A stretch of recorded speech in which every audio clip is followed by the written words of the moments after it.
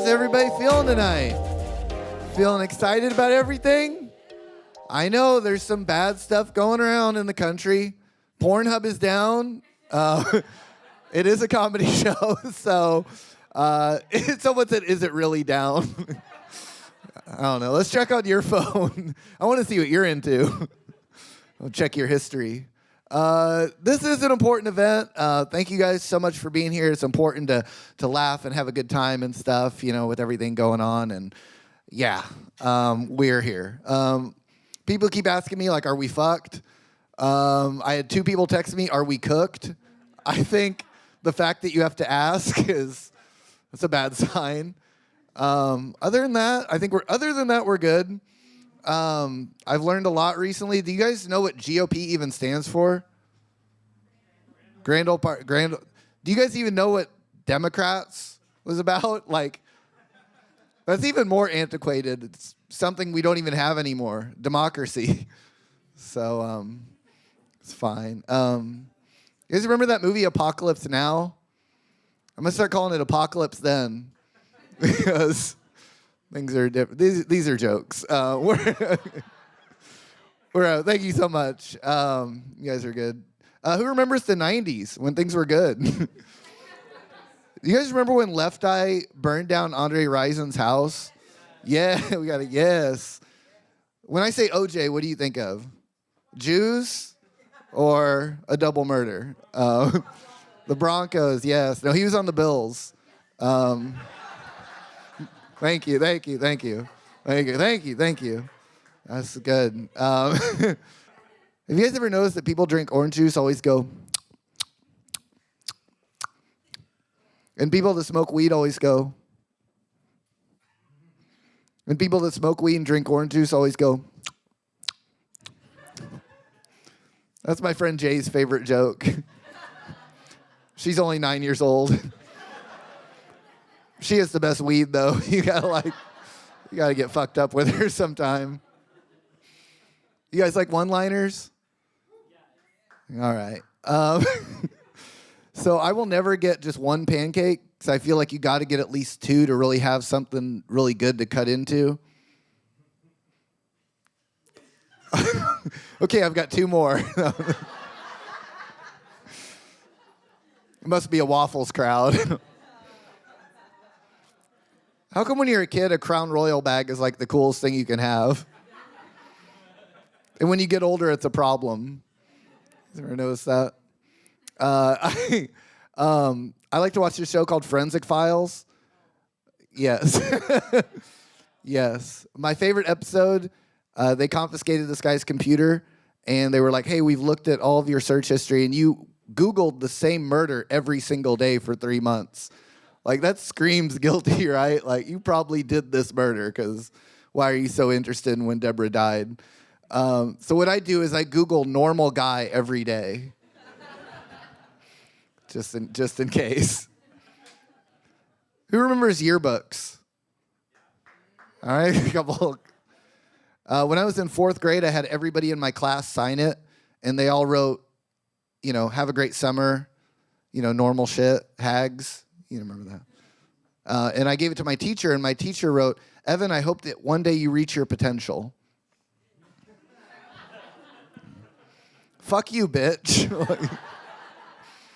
Crazy. It's insane. It's good times. Well, I'm going to bring up another comic. Are you all ready for... Yeah, you're ready. Make some noise. Coming to the stage, we have your first comic of the night, Arthur Dixon.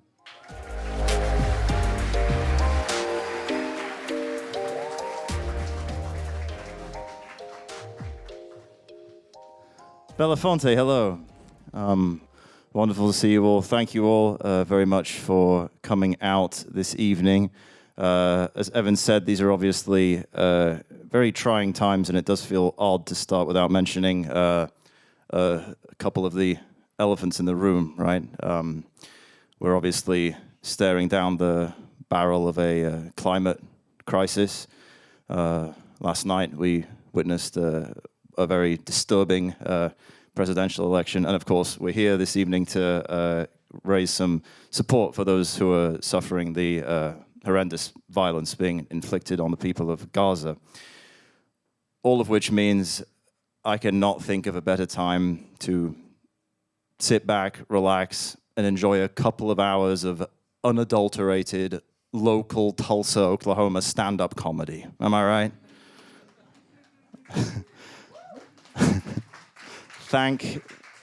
I'd like to thank God and Evan Hughes for scheduling this show for tonight specifically.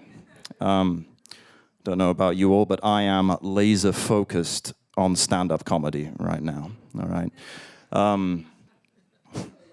As Evan mentioned, my name is Arthur. I'm something like the token British guy of the local Tulsa comedy scene.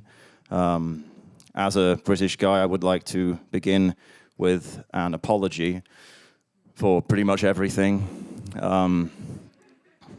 Colonialism, right? Taxation without representation.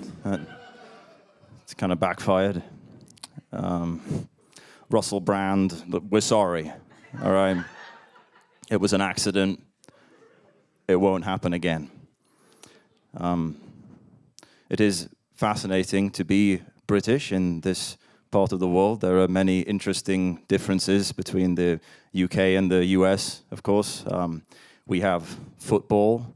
You have American football. We have culture. You have American football. Thanks. My parents, like all immigrant parents, came to this country with their children in mind. My parents didn't want my sister and I to live the same lives that they had lived back in the UK. My parents had a dream that my sister and I would never, ever have free healthcare. And that dream has come true, so I'd like to dedicate this set to them. You know, it's interesting. Here in America, I'm seen as a POC. You know, it's very strange, but I am perceived as a POC, and I will not rest until every peculiar old chap in this nation is treated with the respect he deserves. As you can tell, my friends, a peculiar old chap is like a white guy, but somehow even worse. That being said, we Brits have a strange and warped perception of what the word white means. For example, we drink a lot of tea, as you may know, and it's black tea. But we put milk in our tea, and then we call it white tea. But black tea with milk in it isn't really white, right? I've been led to believe that the technical term is light-skinned. Right? For some reason, no one seems to call it that. The other day I went to a cafe. I asked very politely if I could please have some light-skinned tea. They just told me all these rumors about someone named Drake.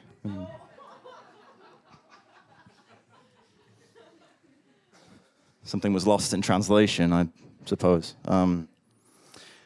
Although my family came to this country from across the pond, I actually grew up, went to school. Really, I've lived my whole life right here in Oklahoma, which is why my speaking voice sounds like Harry Potter if, instead of Hogwarts, he had attended PragerU. I grew up specifically in a town called Ardmore, Oklahoma. Is anyone familiar with Ardmore, Oklahoma, southern Oklahoma on I-35? You may have passed through Ardmore on your travels. Who knows, maybe you even stopped off and sampled some of our famous home-style prescription painkillers. Just like Grandma used to take. It's It's obviously a little bit confusing, me being from Ardmore, Oklahoma. I don't sound like I come from there. The other day I was talking to an elderly gentleman, and he asked me, "Where are you from?" I told him, "I'm from Ardmore, Oklahoma."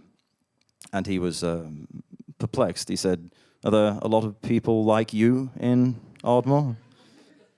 And just to pull his leg a little bit, I said, "Yeah, Ardmore is full of people like me." And he said, "Wow, a whole town full of gay people. It's very brave," he said. I kind of like small towns, I have to be honest with you. I think people tend to kind of jump to negative conclusions about them. The other day I was talking to a friend of mine who's from the big city, and I was telling them about being from Ardmore, and they said to me, "Oh, well, Ardmore is a small town. I bet a lot of people there are anti-Semites," they said. And I just thought, anti-Semites, that is ridiculous. Right? How could the people of Ardmore, Oklahoma possibly be anti-Semites? You have to remember, a lot of them drive semis for a living. So I thought that was classic gosh darn coastal elitism. In all seriousness, and by way of conclusion, I did have a really great childhood growing up in Ardmore, in small town Oklahoma. I had a classic, wholesome, quintessentially American childhood. And I grew up doing classic, wholesome, quintessentially American activities. I grew up hunting, fishing, floating the river, swimming in the creek, sleeping out under the stars, saying the N-word, USA. Am I right? Now, that's just a little joke, and it's a terrible joke, and I know it is, so I'm sorry about that. But at least it obviously is a joke, right? I mean, look at me. You all see me. You see my corduroy that I have on. We've spent some time together this evening. I am obviously not the kind of person who would ever enjoy outdoor activities. It's just, thank you, don't really deserve that. That's just another little joke there. I do enjoy outdoor activities, and of course I do not enjoy saying the N-word. And neither should you, fellow whites. All right? It's a terrible, terrible thing to do. In fact, I live my life to this day according to the official motto of Ardmore, Oklahoma public schools, where the only N-word on our mind is knowledge. Right. Thank you so much. Please donate lots of money and give it up for Evan Hughes. Here he is. Keep it going for Arthur Dixon. With everything going on in this country, was anyone else thinking, why is this nice British guy living here? No. It was just me. We've got more comics. Y'all having a good time? Keep it going. Make some noise. He doesn't even know he's the next comic. He's sitting all the way in the back. Now he's starting to take his jacket off. It's exciting. Crank the music up for him. Let's get some good intro music. Just feel that, y'all. It's healing. Y'all, keep it going for Brent Deo.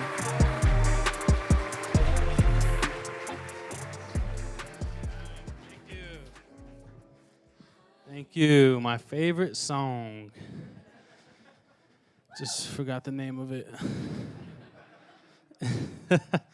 How we doing tonight? Everybody staying warm? Think they forgot the heater tonight. Need like a space heater or something at every chair. It's cold. I took my jacket off though, because it's a little distracting. I'm just recovering because I had a nightmare last night. It was pretty bad. I had a nightmare that I got 2 jobs. Yeah, it was wonderful. You know, I was just like flailing around in bed, like trying to wake up and just thinking, how, you know, I'm just laying there asleep. How am I going to get sleep with all these jobs I got? You know? Yeah, it was silly. Is anybody going to get a Tesla robot?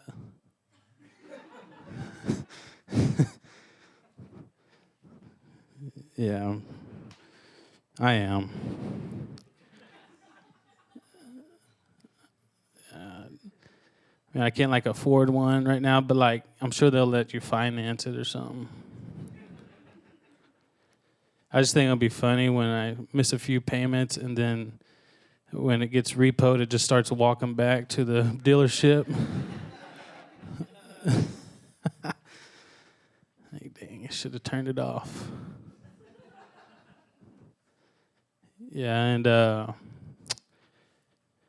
I'm Native American, and the cool thing about being a Native American is a lot of us have artifacts that's been passed down from generation to generation. Like I have the statue in my living room that I got from my mom. She got it from her mom, and her mom got it from Big Lots. I just know to cherish that statue because I know she got a good deal that day. She told me, hold on to that because one day you can take it back and get some money for it. So they got a good return policy. So my mom's cool. When I was growing up, she'd always buy me stuff that I couldn't quite fit yet, but I was growing. So she'd be like, well, you'll grow into it. I'm like, oh, great, yeah, I'll enjoy this a year from now when I can fit it. I just think it's rude that she still does that. Like I wear an X, she gives me a 2X. Oh, you'll grow into it. She wasn't wrong. I did grow into this. Actually, the 2X. She got me. She was not wrong. She's wise.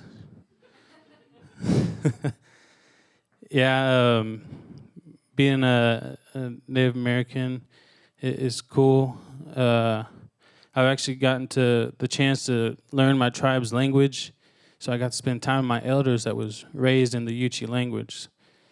And they carry this knowledge in the language. So I asked my one elder, what's something you can tell me that I can pass down to my next generation? He said, well, tell them this.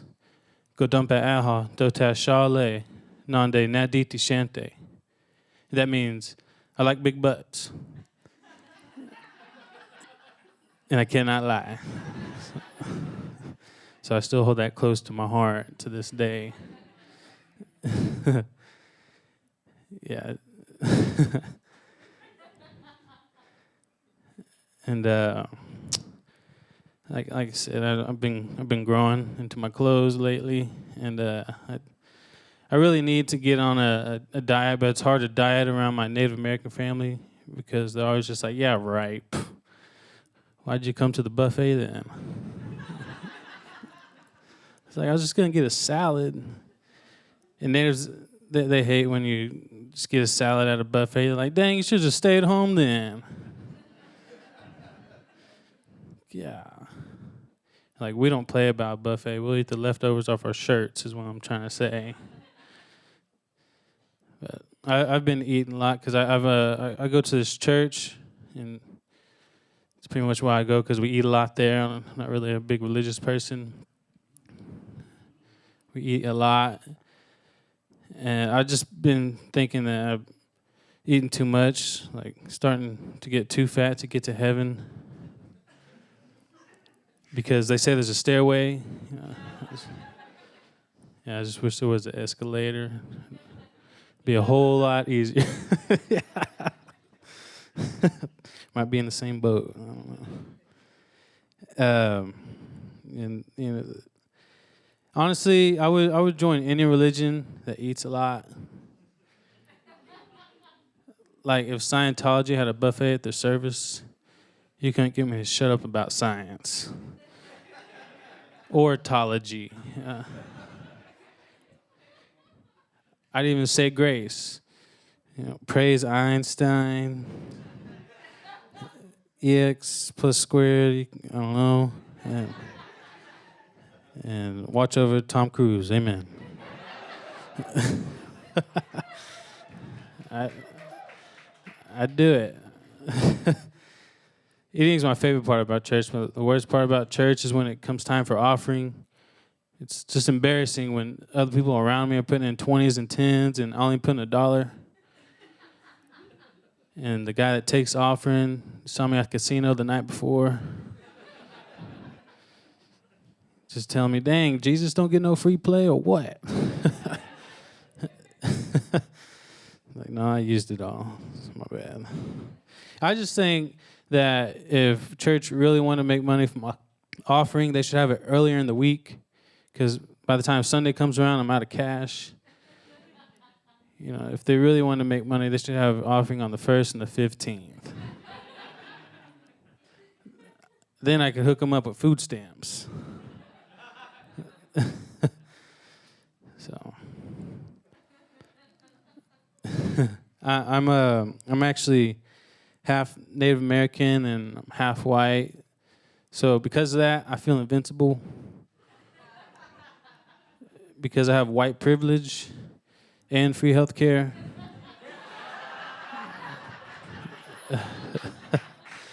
Yeah, suck it, Brian. Right? No. I just feel invincible. Like, you know, I'll just be like, I'll cut you in line. I don't care. Break my leg. I ain't paying for it.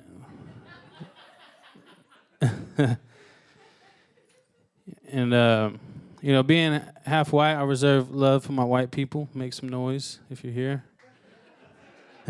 Maybe a couple. What? No, come on, make some noise, white people. I know you're here.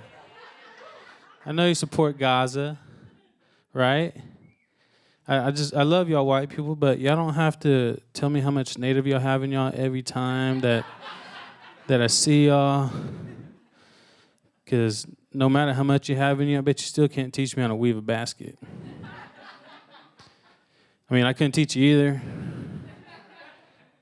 But I could teach you other traditional things that we've been doing for years, like how to fix your taillight.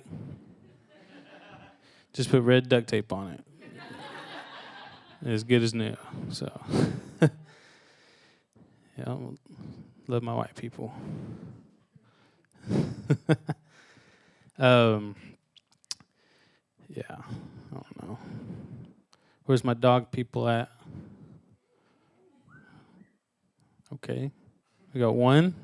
We got some cat ladies here too, probably. Sorry, I'm not a cat person. My dog hates cats and birds.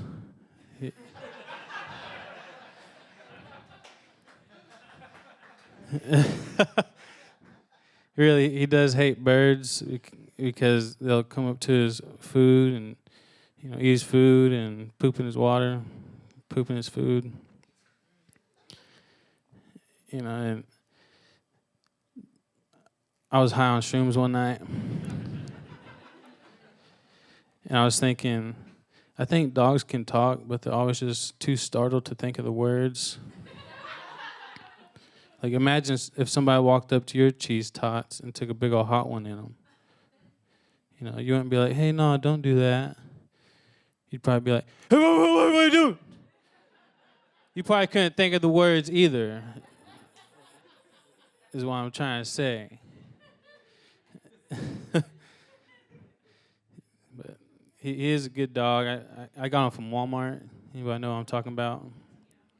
You know, one of those situations when somebody's out in front of Walmart with a box of dogs and they tell you to take this Chihuahua home and love him. And you take him home and it grows up to be a pit bull. So that's my situation. He's a good little Chihuahua pit, though. He's just ungrateful because I feed him and shelter him, and he still keeps trying to run away, and he don't even got to pay no bills. I mean, I don't either. My girlfriend, she pays all the bills, but I don't run away. because I'm grateful. I don't make her chase me around the neighborhood or bail me out the pound. All right, maybe once she'll bail me out, but it's a different night.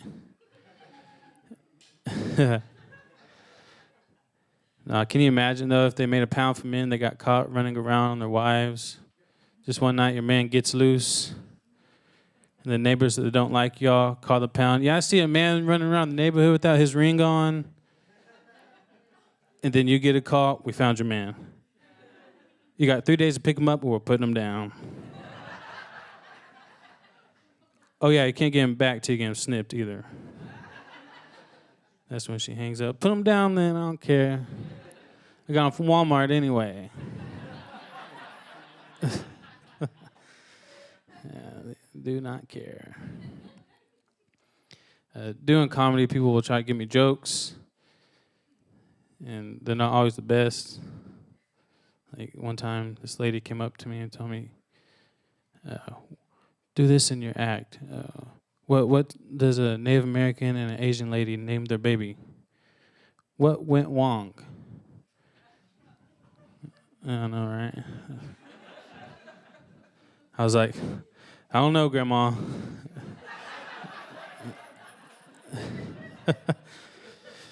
But she realized it sounded a little racist, so she threw this in there too. Oh yeah, you might want to make sure there's no Asians in the crowd before you do that.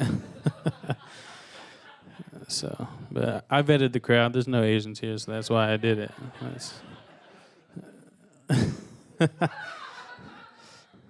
We might have one. Never mind. I missed. Missed them. I was trying to be vigilant too. I've been teaching my girlfriend to drive lately, and the thing about it is she's scared. She's scared because she don't have a license, and I just tell her, babe, it's okay. Me neither. You gotta learn to go over fear of driving without a license. It's part of growing up. All right. It's just part of growing up. I did lose my license because I got a DUI. Make some noise, other DUI people. Or don't, or just wink. Just wink. You don't gotta make noise. No, I did, and I'll tell you what happened was it was during that time when like people was like making up conspiracy theories about the gas pump. There's like, oh, they're making you pay so much and they're not giving you enough gas, so you whatever. I believed it for some. I was watching a lot of TikToks, and they got me. I believed it, and so I overfilled my tank because I was like, oh, I know I can hold more, but it kept clicking off. Should have read the signs, but I overfilled it, and I looked up what happens when you overfill your tank, and it says that it messes up your charcoal canister. I was like, oh, damn, my charcoal canister is about to fuck up. I got to do something about it. So I was like, I know what I should do. I should just drive around town trying to burn some gas. And I was going through the neighborhoods, and I was like, no, I can't get fast enough through the neighborhoods, so I'm going to go on the highway. Went down the highway speeding. Got pulled over right away, just trying to burn some gas. And I messed up when I told the cop that. Like, oh yeah, you're high. Get in the car. And I was like, no, I'm trying to save my charcoal canister. He's like, just put on the cuffs already. Come on. So that was a bad idea. What else I got for you? I don't know. Not much. I think I'm about ready to get out of here. I appreciate y'all for having me. Donate if you got it. Smoke if you got them.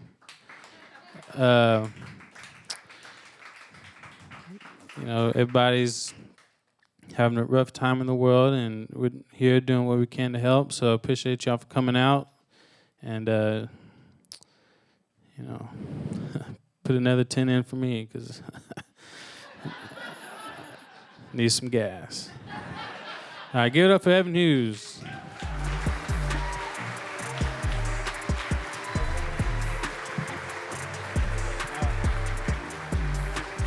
He put in something for Big Lots. I seen it. I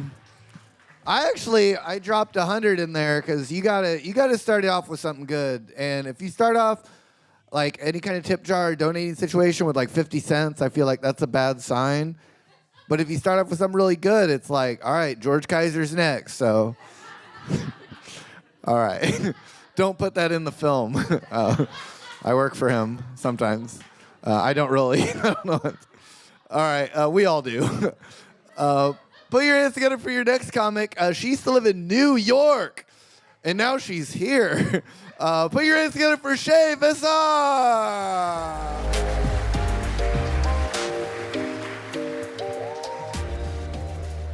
What's up, Tulsa? I actually hate when people bring me up that way because now I feel like you think I'm really good. I am not. I'm from Tulsa. I was born here, St. John's, baby. Who else? No one? Thank you. Yes. Okay, one. Cousins, right? That's how hospital babies work. I moved away from Oklahoma when I was 13, and I recently moved back. And I will say my quality of life has gone higher because I have a house and not a 400 square foot apartment for the same price. Just saying. I love having a car again. Friends will be like, I'm so sorry you had to drive 20 minutes. And I'm like, no, I usually had to travel an hour and a half to go to Bushwick to do 3 minutes of comedy. It is fine. But yeah, it does suck being in a red state. I am afraid of, my safety. It's different. You exchange things, right? Anyway, I'm just riffing because that is not part of a set. I like to think that I give off the vibes of the romantic interest in a rom-com if she was allowed to be bisexual and mentally ill. Yeah, oh. Is that a movie you'd watch? Oh, we should be friends. That is a film my parents would hate, but that is the kind of movies I want to write in life. Unfortunately, it's just white men that decide the industry, so, just more depressing stuff to add. Anyway, I'm going to trauma dump on you guys because that's what comedy is. I had a mom.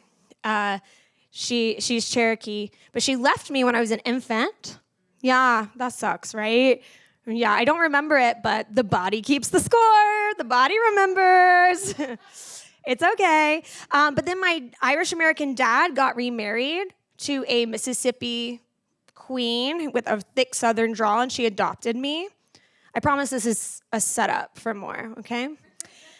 And we were very Christian growing up. So in case you missed it, I'm Cherokee, but I was raised by white people, which is why I am very awkward and do comedy now. But yeah, we were really religious, and so there was a couple of things that were like canon in our house. Jesus is Lord, Harry Potter is Satan, and 70s music, okay, because my mom had a good time in college. Real quick, can I get 3 people to tell me what their comfort film is? Napoleon Dynamite. Oh my gosh, I watched that on the res with some of my friends a couple years ago, and we were like, he's a res kid. Someone else? Anyone? Come on, comfort film. Forrest Gump. We got Napoleon Dynamite and Forrest Gump. The Godfather. That's a pretty good, yeah. All right. So my mom died. The second one I had. I have a bad track record with moms.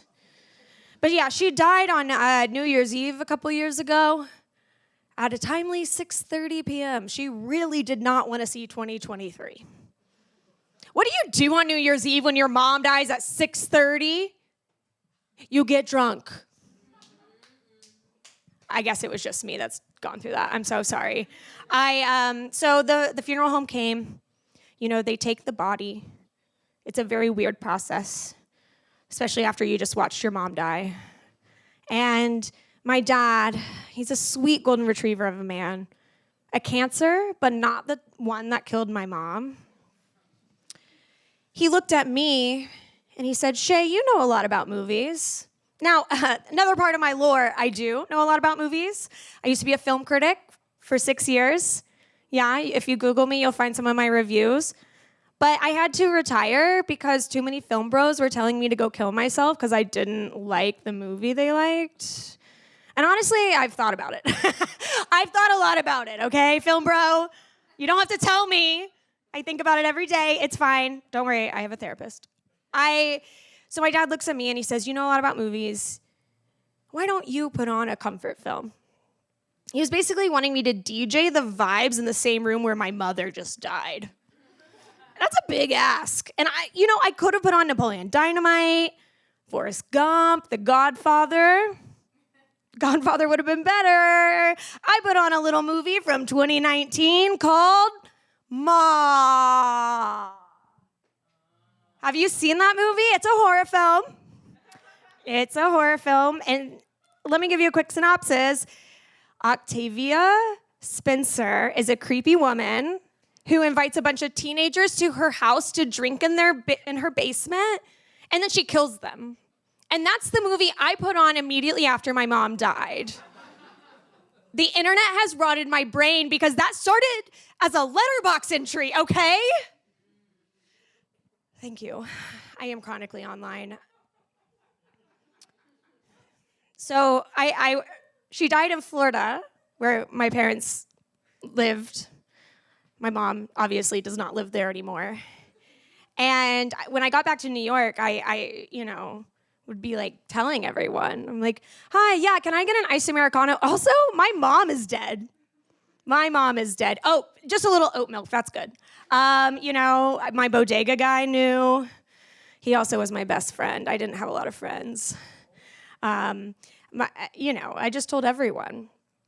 But my mom and I had a complicated relationship. Remember? Mommy issues, right? So second mom left my life.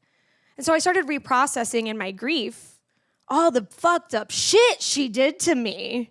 Because I was sad she was gone, but like, damn it, I should have came out to her. I'm bisexual. And so, you know that song in Chapel Roan's song where it's like, wait, let me remember it. Sorry, I'm a little brain dead after that election. Anyone else? I'm a social media manager for a Native nonprofit. So when people are like, you don't have to stay plugged into this election, I'm like, actually, I have to get my paycheck. Thank you. But yeah, the part where like the mom is like, what have you done? Well, that's basically my mom when she got to heaven. Because then she realized I have had sex with a lot of women. Also, my mom was, again, she was a tough broad with a very thick Southern accent that doesn't exist anymore. And she wanted me to be kind of like a perfect little girl. Newsflash, not one. But I came home crying one day from the bus because I was getting bullied. They thought I was too hairy. And so they called me Chewbacca. And I came home crying, and I was 9 years old, and I said, Mom, they think I'm too hairy. And she said, instead of being like, oh, no, you're beautiful the way you are, she said, guess you're going to start shaving. So at 9 years old, I started shaving. So you know where I'm at in my grief? I'm at second puberty. Yeah, that's a form of grief. That's a stage of grief that you might not have known about. It's called second puberty. It's called you don't shave your legs, which right now I know I'm wearing tights because it has gotten kind of cold out. But this is the hard part. I have 3 dark hairs in every single pore, so people think I'm doing it for a political action. And I'm like, no, because my mom is dead. Anyway, sorry, I know I have a lot of dead mom material, and this part is kind of new. So if I'm dragging down the mood, I mean, you should blame the Democrats, honestly. They did not set me up with a good mood for this new material. It's hard. I was matched with a girl in Gaza. I was only supposed to share her fundraiser for 2 weeks, but how do you just do it for 2 weeks? But she messages me every day and asks how I am. And I'm like, how do I explain to her that I'm grieving one parent while she's like, yeah, I've had 29 family members die. And I'm like, I am such a privileged ass bitch, right? And so, yeah, anyway, now I'm just actually trauma dumping on you guys. So I apologize. Yeah, I apologize. It's been a tough week. I'll tell you a couple of jokes to bring back the mood for the next comedian. All of them are dark, though. In New York, they didn't get rid of Columbus Day. they just added Indigenous Peoples Day to the end. So it's Columbus/Indigenous Peoples Day, which, like, whatever. I get it. Italian Americans want to have a day. Sure. I just want to know why Columbus. You know, like, we already know about the bad shit he did, but, like, did you know that he sunburned easily? Yeah. And also, I know, that's a sign for me. I don't know. If you can't handle the sun, I just feel like that's weird. He also had sex with manatees because he thought they were mermaids. And, like, he wrote about this in his own journal. Like, this is not me making this up. So, like, my pitch to the Italian Americans in New York is get rid of Columbus part of Columbus/Indigenous Peoples Day and make it Tony Soprano/Indigenous Peoples Day. Thank you. I posted that online once and someone said, oh, but Tony Soprano is also a murderer. He's fictional. He's a fictional person. He's not real. Thank you. I was starting to worry I'm not funny, and then I was going to go home, and I was worried. I also live in Norman, where everything is OU themed. You know the church bells on Fridays do Boomer Sooner? I was sitting outside getting coffee, and it was like, dun, dun, dun, dun. I was like, no, enough. I'm done with this song. But it's not going anywhere. You guys know the Purge movies? I know I have a lot of media references in my sets. You know the Purge, though? Why does the tornado siren sound like the Purge? I rewatched it yesterday and immediately was like, now every time I hear a tornado siren, I'm going to be like, uh-oh, I'm ready. But I do wish the Purge was real. I do. Mostly because I think about punching white men in the face every single day, and legally I can't because that's assault. Unfortunately, that's the number one demographic that has assault rifles, so I do not think I would survive the Purge. Okay, I'll leave you on this last one. You might be wondering, is she a horse girl? Anybody? It's okay. If by that, do you mean, would I sleep with BoJack Horseman? Yes. I went to community college in Tallahassee, Florida. You don't think I've slept with worse? All right. Thanks, guys, for letting me try my new Dead Mom material on the day after election while we're at a Palestinian fundraiser. I think that was a really good idea, don't y'all? Thanks again. I'm Shea Vassar. Give it up for Evan. Yeah, hey, give it up for Shea. I just want to ask, is anybody here hungry? No, can anybody, you're hungry? Can anybody else fit anything more in their stomach? There's hummus over here, and there's honey challah bread, and it's for donation. You should definitely get some, because it's over there, it's hot, it's ready, it's like me. Unfortunately, I couldn't get any because I ate Empire, which is a mistake, but Empire, who else goes to Empire? Man, I made it weird earlier. They were like, do you want some pink sauce? And I was like, no, I just want it raw dog. I was like, that's not the right thing to say. Like, we're going to keep the show going. Y'all ready for your next comic? Of course you are. Make some noise for your next comic. Coming to the stage all the way from the back. We're so lucky to have her here. It is Sondra Slade.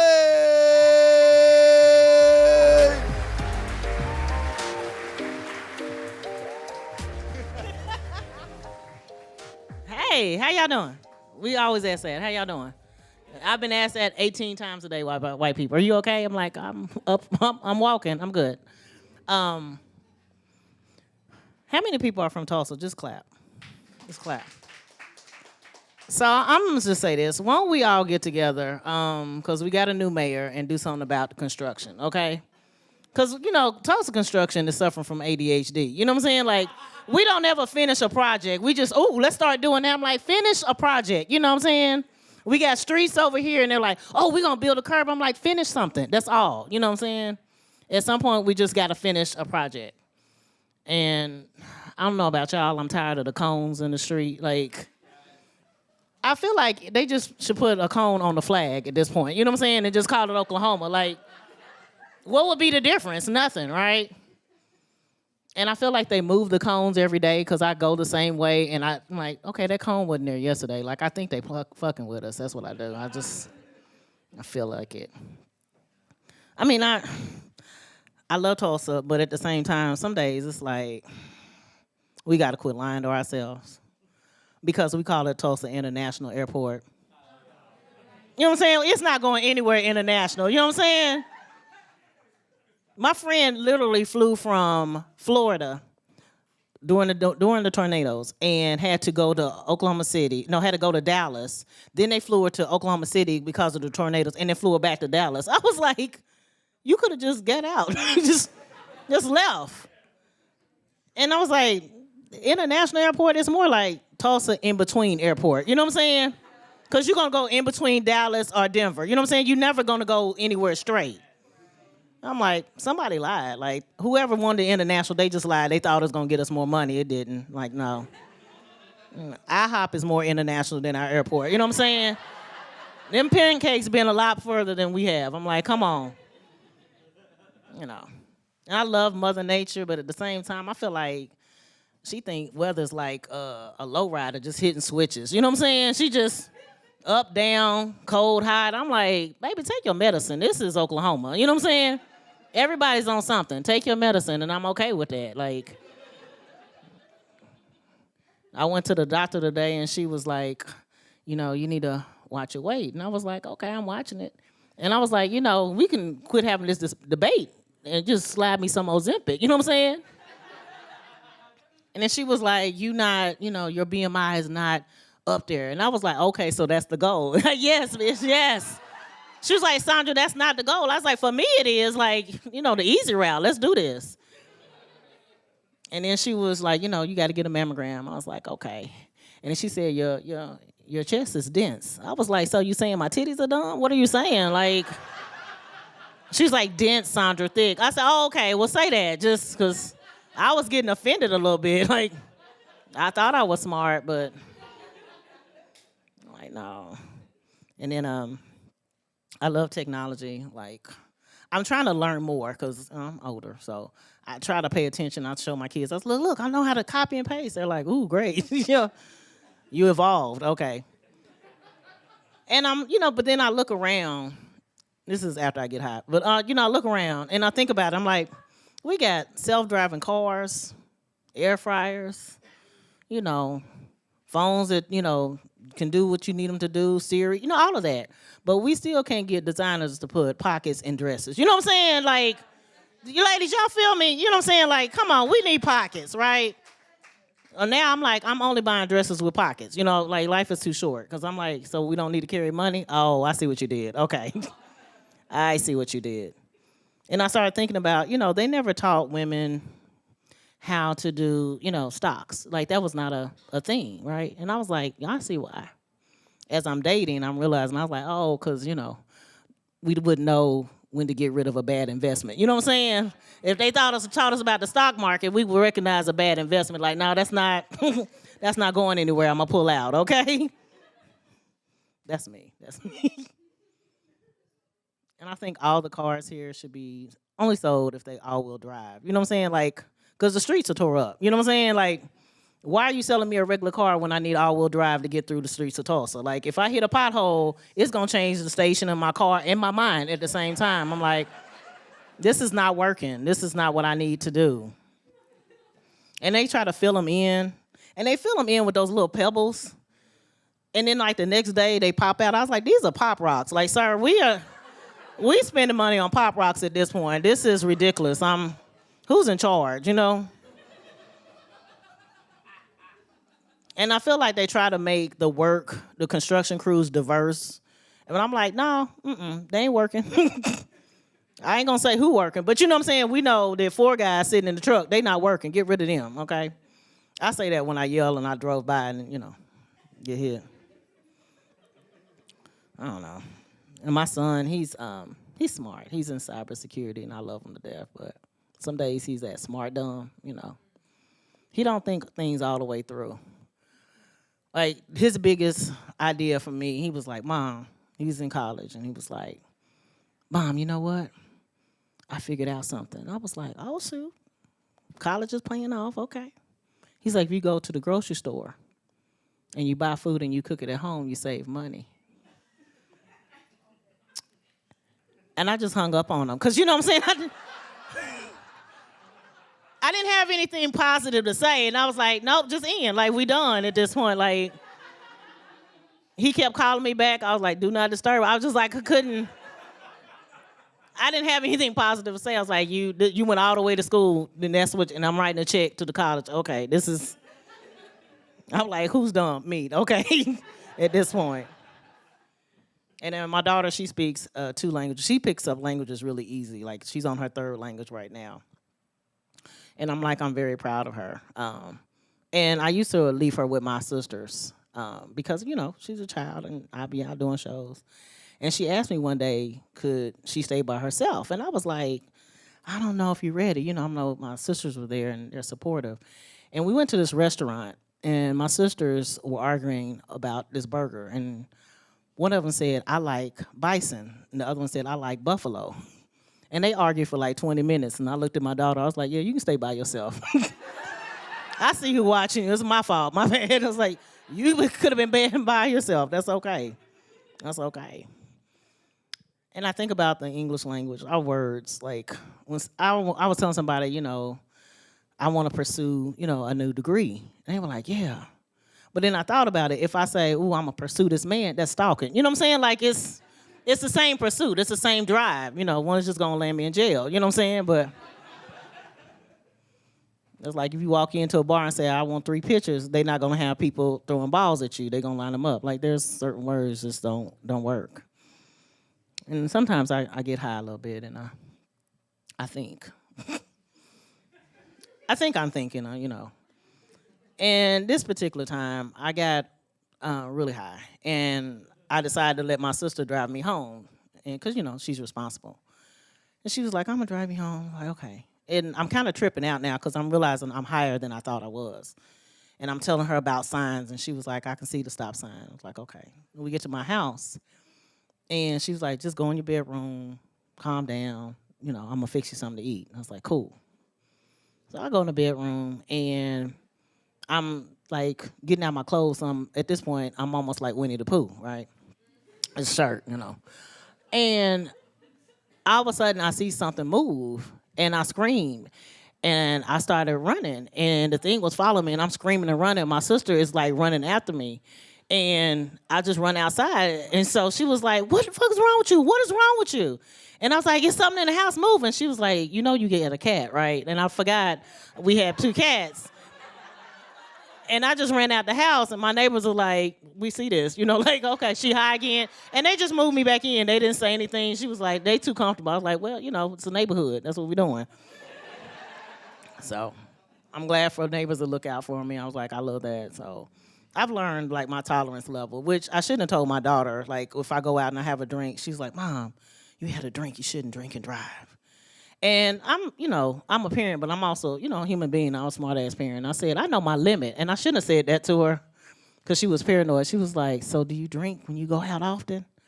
And I said, no. I said, I'm not really alcoholic. I just drink, I don't drink by myself. And she was like, oh, okay. That's because you always home. You know what I'm saying? I have a drink every day. You at home with me. Then, I drink in the closet. That'll be something different. So I told her those are signs to look out for. So I started dating a younger guy, and I thought that was cool.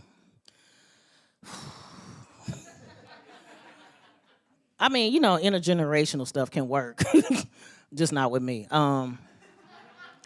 Because, they speak a different language. One is audacity, because I'm grown, and you can't talk to me any kind of way. And he was like, he wanted to cut my grass. He said, Miss Slade, I cut your grass. Can I get some ass? I said, I'm old school. If you don't pay no bills, you don't get no thrills. You know what I'm saying? Like, I can do this all day, sir. You keep on messing with me, And then we speak differently because he was, like, sending me TikTok videos. And I'm cool with it. Like, I'm going to watch it. But, by the end of the 3rd day, it was, like, 50 videos. I was like, look, okay, this is I got things to do. I got bills to pay. You know what I'm saying? This is too much. I mean, they were funny, but I didn't look at all of them. So we go out on a date, and he's referring to these TikToks. And I looked at him, I was like, I had homework? Like, no, I don't. This is the end of the date. I'm done, sir. I'm over. I didn't watch him that much.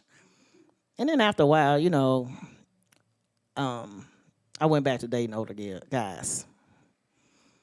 Because they know how to fix stuff. You know what I'm saying? They don't have to Google everything. You know what I'm saying? Because the young guy, he was like, let me go on YouTube. I was like, it's taking you longer to watch this YouTube than to fix it. Okay, it's not working out. And he was like, okay. And then I was looking at his uncle, you know. I'm just saying his 401k looked like it was in sight. You know what I'm saying? Like, you know, I was trying to be smooth with it because, you know, Amazon came to the door and it was a package for him. And I was like, you think that can work? Brown, let me show you what Brown can do for you. You know what I'm saying? I had to watch myself because they were having a family reunion. I was like, it was not going to go good at that point. So I moved myself on. But one thing I noticed when I travel for comedy, crowds are different. So I went to Kentucky, and everybody's like, oh, Kentucky. And I was like, no, it's great, bluegrass. And I was like, that didn't sound good. But then as soon as I got off the plane and I was getting my stuff at the badge claim, the Kentucky Derby song went on. Dun, dun, dun, dun, dun, and I got scared. I was like, oh, racism. I was like, oh, shit.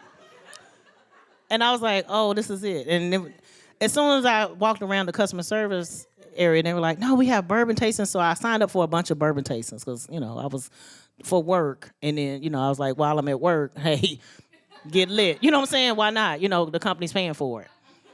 And so my friends were like, let's go out to eat. And I was like, okay. So we go to this restaurant. This is, I assume, you know, just a standard restaurant, not like Chili's or whatever. And the waitress comes to our tables. And she says, hey, ma'am, what can I get for you? And I sat there for a minute, and I was like, what? And my friends are looking at me, and they're like, ordering. And I said, and I just stood there, and I was like, I don't. She's like, ma'am, what can I get for you? And all I could hear was banjos. It was like, that's all I heard. So I couldn't order, and I was just sat there, and I was like, I don't know. And they were ordering for me, and they were like, what's wrong with you? And I was like, y'all don't hear those banjos? I hear them. And I was like, I'm just going to stay in my hotel room at this point. Like, it's too deep. It's too deep for me. No, I love traveling for comedy. It's fun sometimes. It gets me away from home. Because my daughter's there, okay. And I think, you know, I thought she loved me, but she walks around the house with noise canceling headphones, right? And I'm like, it's just me and you. Like, am I the noise? You know what I'm saying? Like, am I the noise? Because it's just you and I. And it has me feeling some type of way some days. I'm like, okay. And I listen to the way she walks when she leaves her room. I'm like, if it's hard, I just don't come out because I know I'm not dealing with the right person. And then she's like, no, she's real like, hey, Mom, how you doing? And I'm like, who else is in the room? Because I don't know who you are.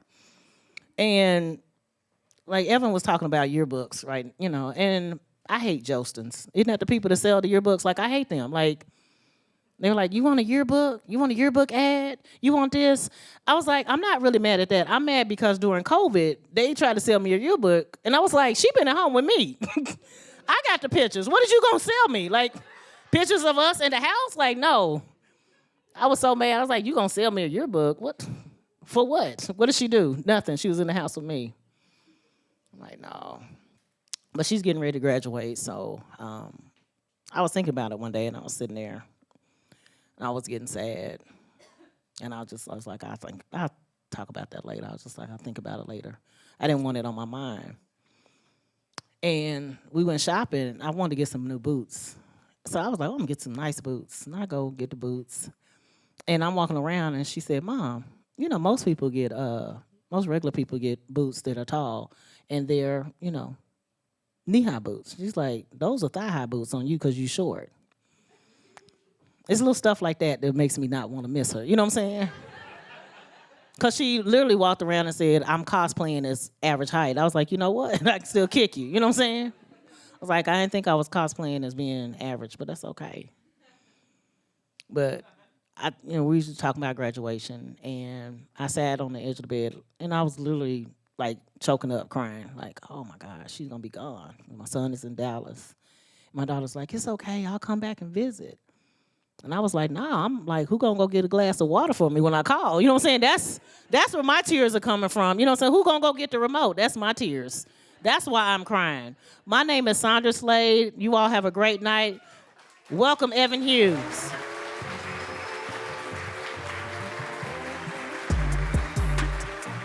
Sondra was talking about her daughter. Sondra and I live in the same neighborhood, and her daughter actually trick-or-treated my house. And she was like, "Oh, my mom wanted me to say hi to you." And I was like, "Oh my gosh, who's your mom?" And she was like, "Sondra Slade." And I was like, "Oh my gosh, your mom is Sondra Slade?" And she was like, "Well, I told her that I would say hi to you, so I'm good. Like, I'm not gonna sit here and talk to you, dude." Yeah, it's so much like her mom. Put your hands together for your next comic. Coming to the stage, we have Bradley McPherson! Hype him up, hype him up! Hello, everybody. Hi. Oh, let me move this back over here. All right. Hi, everyone. Hello, hi. Hello. Hi, hello back there. Hello, people leaving me. All right. Just triggering my abandonment issues. That's fine. No problem. It's totally fine. Totally cool. Not a problem. Real quick, I know a lot of people do this for fame and fortune. Not me. Not me. That's not what I'm doing it for. I do comedy for friendship. I'm just, trying to make friends out here. Real quick, let me with a quick situation. Excuse me, sir. What's your name? Jeremy. Jeremy, on a scale of 1 to 10, how likely do you think we would be to be good friends? Just 1 being like, I hate you and I'm going to always hate you. 10 being like we would be best friends forever. Where am I at on that scale? Just first thought, best thought. 5, very average. In fact, right down the middle. All right. Excuse me, sir, your name? Issa. Issa? Perfect. Issa, on a scale of 1 to 10, same question. 7. Okay, Issa's trying to go home with me. All right. No, that's good. 7's pretty good. Let's get one more here. All right. Let's see. I got a peer back here. Gentleman here in the center. Yeah, you. Your name? Roberto. On a scale of 1 to 10, how likely do you think we would be to be good best friends? Sorry? Oh, very, very accurate answer. But if you had to guess a number, if you had to take a number, 50. That's so great. All right. That's fantastic. It's way out of 10. Way too many. All right, Roberto, my new best friend. I don't have to make any progress with him here tonight. Okay, I'm going to check back in with you guys. We'll see if we could become better friends. I'll tell you a little bit about myself. Maybe I'll ask about you guys a little bit, and we'll figure out if we can build this friendship for a future friendship for forever, because that's what I'm about here. Before I get started, I will let you guys know I was born and raised Jehovah's Witness. Don't worry, I'm not going to try and convert you tonight. I'm just very good at knock-knock jokes. Do you guys want to hear a knock-knock joke? I love the tepid enthusiasm. All right, let's do it. Knock, knock. Who's there? A bunch of liars. I just told you I'm a Jehovah's Witness. None of you are answering the door. I know better than that. Yeah. No, I was a good Jehovah's Witness. I would have conventions. We would have conventions. Thousands of us Johos in packing them in. That's our word. You can't say it. Thousands of us. And I would speak at the conventions. I would say stuff like, "Don't celebrate your birthday." And they go, "Yeah." And I'd be like, "Don't celebrate Christmas." And they go, "Yeah." And I'd be like, "No sex before marriage." They had a very similar response to you guys. I didn't realize that. I was like a really devout, good JW. And I was saving my pussy for Jesus. And thank you. Thank you. I was a virgin until I got married.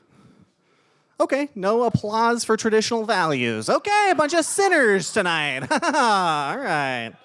Oh, okay, too much enthusiasm. Oh, no. Roberto, were you not jazzed about my virginity? I didn't hear it too well. Okay, I appreciate your honesty. I am so excited to talk to him after the show. I know we're going to be best friends.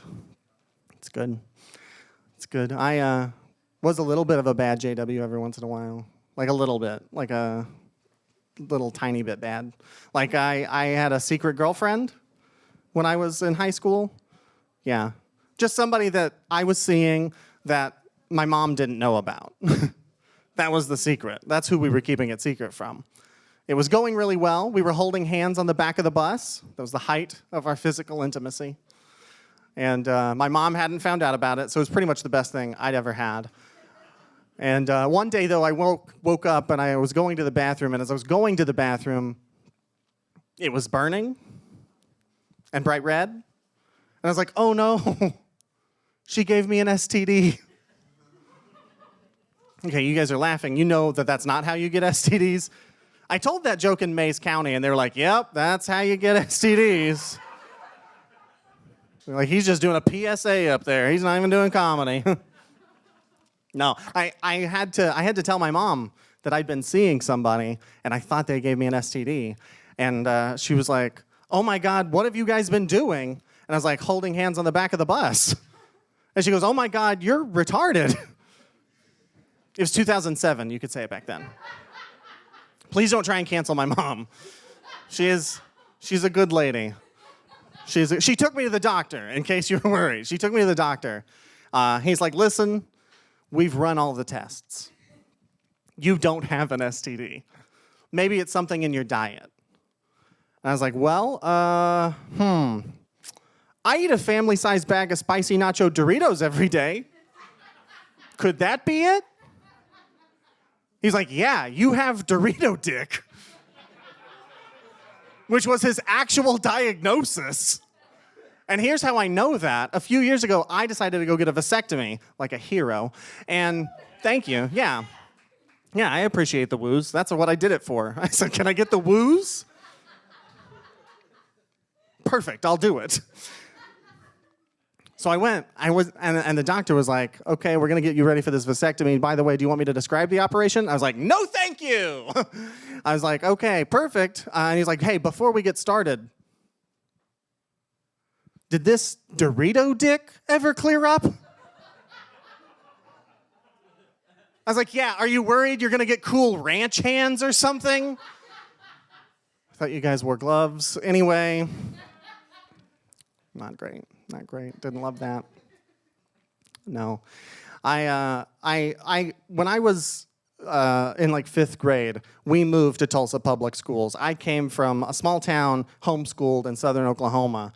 And when I came here, I didn't know anything about sex, drugs, rock and roll, none of those things. And the kids knew it immediately. They clocked it on me. They knew that I didn't know anything. And so in 5th grade, I had learned some new words from some of my fellow students. The boys kept telling me how pimp they were. That they were very pimp. They were like pimping. And I didn't know what that meant. And so like any good Joho, I went home and I asked my mom. I said, Mom, what's a pimp? And she was like, pimps are disgusting. They abuse women. They are disrespectful. You don't want to be pimp. You are not pimp. And I was like, okay, perfect, Mom. I'll go back and tell those 5th grade boys that for sure. So the next day at school, I went to school and I went, hey guys, I know you guys have been talking about being pimp lately. Let me go ahead and let you know I'm not pimp. I'm not big pimpin'. I have no pimp juice. And they were like, yeah, we know. That was not surprising to them whatsoever. I learned from that experience that I could not rely on my mom to help me navigate middle school. But the kids were not done with me yet. They weren't done with me yet. They were like, hey, Brad, ask the teacher for a blowjob. And I didn't know what that meant. I knew what blow dryers were, and I knew what jobs were. And I was like, it's probably got something to do with those two things. So I was like, Miss Anderson, can I please have a blowjob? I didn't get in trouble. The kids thought it was hysterical. They did. I didn't get in trouble, though, but probably because I asked it with too much confidence. You know, she knew that I didn't know what it meant. Like even today, that's not how I ask for a blowjob. Like even today, it's more like, hey, I had an idea, and God, you're beautiful, and I was just, I had this idea, and I was thinking about it, and I don't know how you would feel. I love you so much, and about maybe this, like maybe what if you let me eat your pussy? And then I kind of hope for a quid pro quo, you know what I mean? It works 10% of the time. It works, which has really increased the amount of blowjobs I got from 0, so feel free to use that, guys. No problem. Helping the people make love tonight. That's what I'm doing. I realize that doing comedy, there's very few paths to success. There's, you can be like the big timers who are doing it like on a huge stage, crushing it. Or you could be like a podcast bro. Or you could be like a game show host. And I really feel like I could probably get game show host. That feels really within my niche. That feels like really within my energy. I've just really started practicing becoming a game show host on audiences. Do you guys want to participate in a quick makeshift game show real quick for me? All right, I'm gonna get a volunteer, 2 volunteers. Let's do 2 volunteers. Not anybody I've already talked to. Don't shove anyone. In fact, for shoving, I pick you. Come on up. Let's grab a chair. Good news, we've got chairs from the front row. All right, come on up. Do-do-do. Do-do-do. Hello. Hi. Can I get your name? I'm Bernicia. Bernicia. Say hello, Bernicia. Everybody, clap for Bernicia.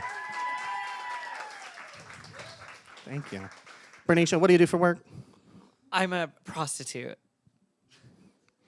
Bernicia, is that accurate? Yeah. Okay, great. I want to talk to Bernicia after the show, guys. Don't worry. I have an investment opportunity I want to discuss later. Oh, yeah. All right, we got to get one more volunteer / potentially bullied person to face off against Bernicia in this game show. Not everybody jump up at once. Oh, it looks like I have somebody making their way towards the stage, which feels like commitment. Let's grab a chair. All right. Yeah, you could do it. Come take. Pointed at me, so. Sure. What's your name? Sebastian. Sebastian. Give it up for Sebastian, everybody.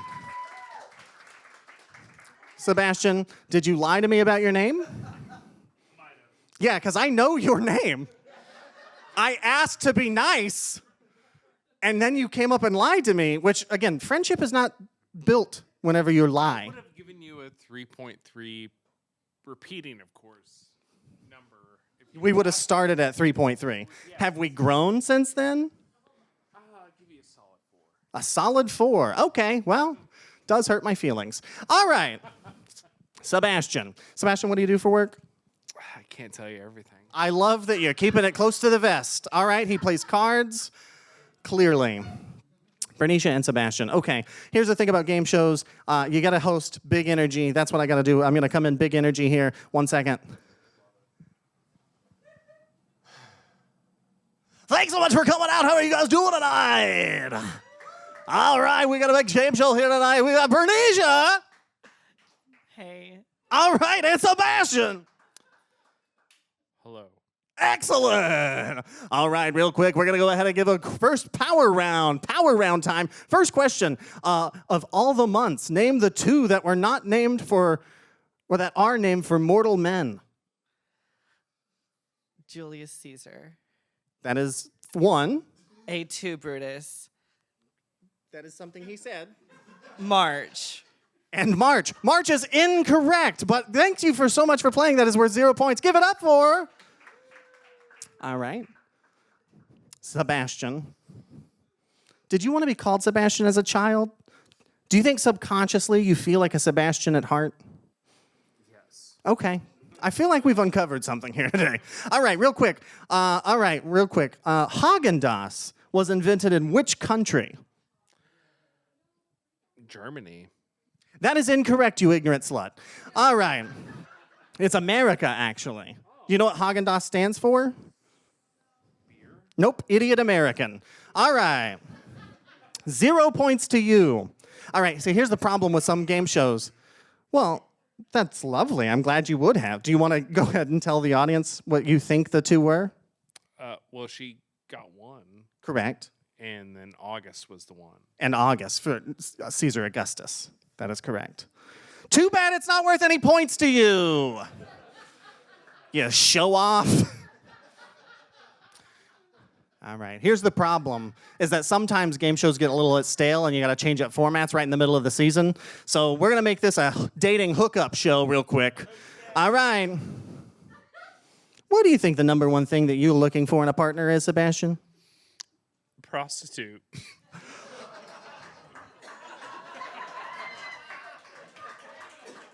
Oh, good news, everybody.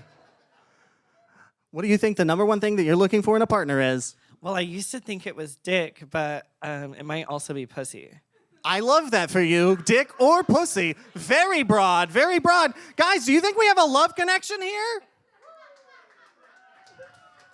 The audience seems to. All right, I'm going to turn around, and if on 3 you guys are making out behind me. 1, 2, 2.5, 3.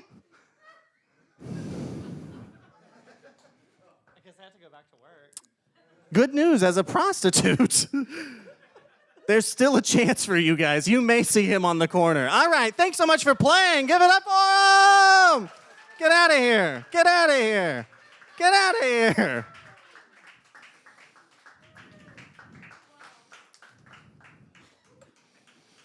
So I'm saying I'd be like a pretty good game show host, is what I'm thinking. It's kind of maybe. Feels like probably I should take the energy down in the room here. I gotta really slow it down.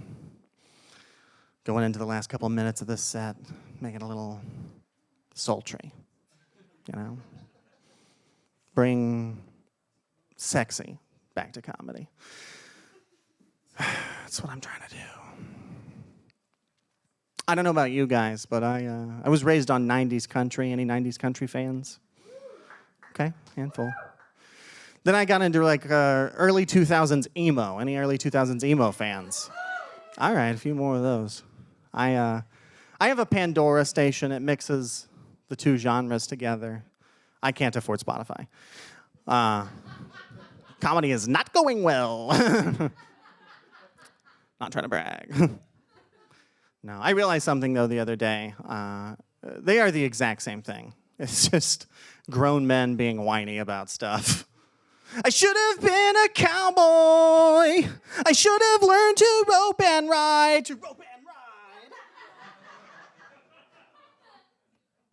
That was a Toby Keith classic. In case you guys wanted to join in. It goes both ways. It is a perfect mishmash. You can take any emo song, make it country, any country song, make it emo.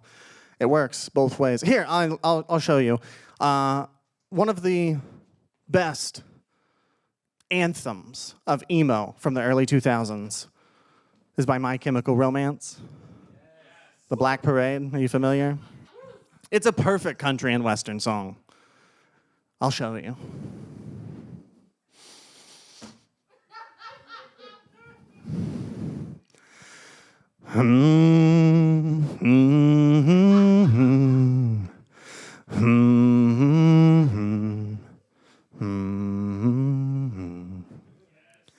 When I was a young boy, my father took me into the city, see a marching band.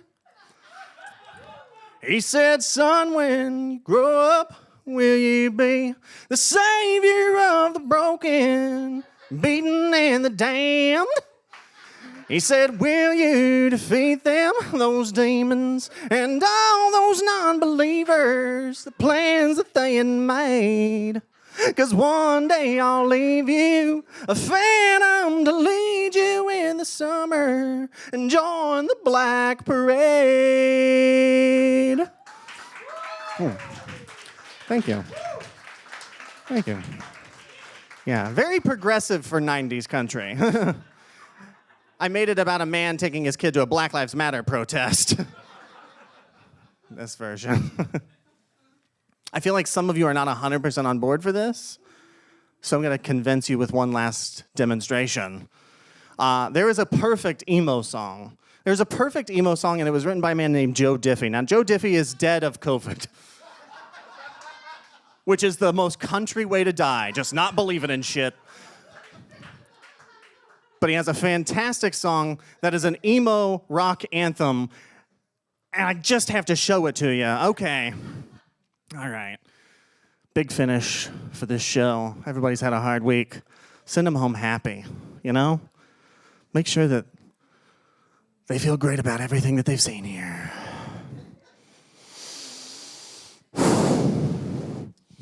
Well, I'm not afraid of dying. It's the thought of being dead. I just want to keep being me after my eulogy's been read. Don't lay my body out to sea. Don't put my body to rest. If you want to put my mind at ease, fulfill my last request and prop me up beside the jukebox if Lord, I want to go to heaven, but I don't want to go tonight. Fill my boots up with sand, put a stiff drink in my hand.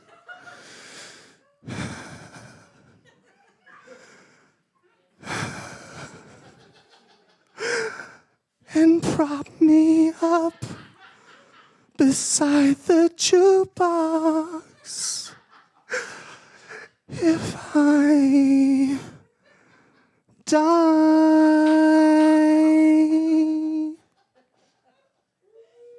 Thank you. Okay, all right, well.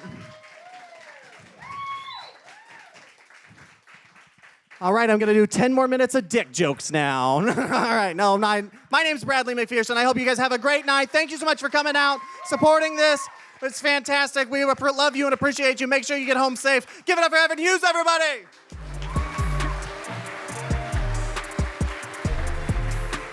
Oh my gosh. My favorite part is when he goes, those demons, those demons, those demons. Let's keep that in your head forever.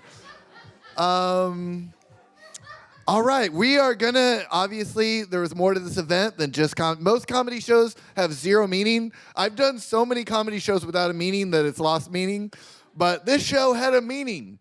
And Glow for Gaza, we're gonna have some of them come up here and speak to you guys about what we were doing here tonight. If y'all are down for that, it's the end of the show. Put your hands together for that. Coming to the stage, we've got some people from a great organization called Glow for Gaza.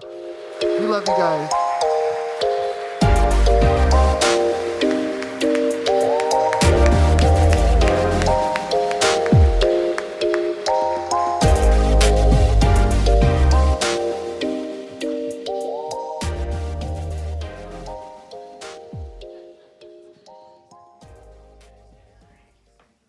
Thank you all so much for being here. This is just a few of the Give Gaza Hope team. We are just so honored and so blessed to have you all here. Big thank you to Evan and to all the comedians. Another round of applause for all of them. And thank you to Belafonte. Thank you to all the volunteers. And also our vendors who have donated food. Jeremiah here actually made the challah bread. My friend Omar made the hummus. Please, if you all haven't gotten any, get some to take home with you today. And then all of the artists, as well as authors. If you all haven't stopped by the tables outside, all the artists have donated their work, as well as the authors who have donated their books, so that we can turn that into tangible aid for the families that we're sponsoring in Gaza. We launched Give Gaza Hope in October of last year. We have so far raised over $100,000 from Tulsa to Gaza with love. we have successfully evacuated 2 families to Egypt who are doing well. Thank you. Right now, we're sponsoring 22 families. 17 are still inside of Gaza, 5 in Egypt. Right now, we are running the Warmth for Gaza campaign. So we have a $20,000 goal, and we've so far raised a little over $7,000. And thank you. And with this campaign, our intention is to help keep our families in Gaza warm this winter. So with 100% of the donations that we have raised for the various events that we put on, we've had a Gallery for Gaza, art auction fundraiser, Poets for Palestine, poetry open mic fundraiser, the Glow for Gaza comedy show, and all of these events, 100% of the donations are going towards helping to buy for the families tents, any materials that they need for the tents, clothes, food, water, medicine, the basic needs for survival. Right now, everything is extremely expensive with the blockade and the inability to get goods inside the strip. So what is available is extremely expensive, but that's not going to stop us from helping them, to give them shelter and what they need. I worked as a journalist in the Middle East for about a decade, so I am connected to the families that we are helping. I'm in direct communication with them.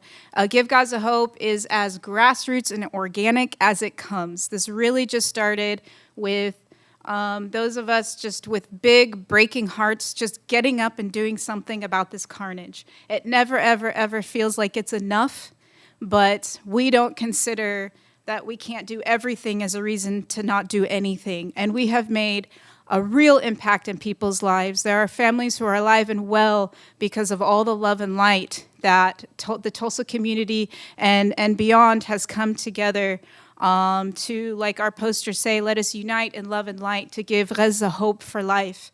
And I started by thanking all of you for being here and thanking the comedians and the artists and the volunteers.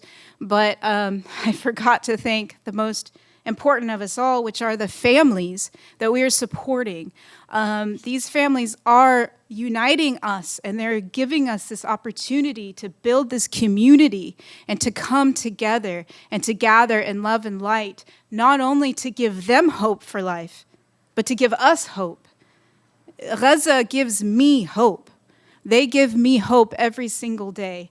Growing up as an Arab American, it was very confusing for me to understand what's real because we have just been spoon-fed this image about the people from this part of the world that were barbaric, that were hateful, that were less than human, and that we don't deserve to have a good life or a life at all. And that's why I went to the Middle East and I became a journalist and I learned the language so that I could really understand for myself. And what I learned was the opposite, the absolute opposite. These are some of the most warm, loving, kind, hospitable, generous people that I have had the honor to know across the region. Before Give Gaza Hope, we had Save Syria's Soul. To us, it's all the same. It's all the same land, and we're all suffering from the same crisis. But what we can do as a community is we can come together and we can gather this love and light. It's not about the money. It's not about the monetary value of these donations. It's about the energy that we're sending. It's about that love, that light, that peace, and that hope. These families receive it immediately as soon as somebody gives $1. And that's what really it's about to us. It's trying to combat the evil with good. The angels expand the fleet of angels to defeat the demons. This is really how we see it in a bigger way. So thank you again for being here. If anybody is interested and helping volunteer with Give Gaza Hope, stop at the tables on your way out. We have a volunteer sign-up sheet. We'd love for you to get involved, give us some ideas on other events that we can put on, other ways that we can get more people involved. We want to get more people involved. We always say we would rather take $1 from 10,000 people than $10,000 from one person, because it really is about mobilizing the masses as much as possible toward this huge, energetic effort. And please do stop by and see all the beautiful art that we have for sale, the books. Everything, like I said, 100% is going to go towards our Warmth for Gaza campaign. We're all volunteers here. We don't take $1. All of it goes directly to them. So please feel free to talk to any of us if you have any questions, you want to learn more about us or what we're doing. Follow us on social media. We're Give Gaza Hope 2024 on Facebook and Instagram. And thank you again for this beautiful evening and this beautiful gathering of love and light. We're very touched and honored and blessed to be in your presence. Thank you so much.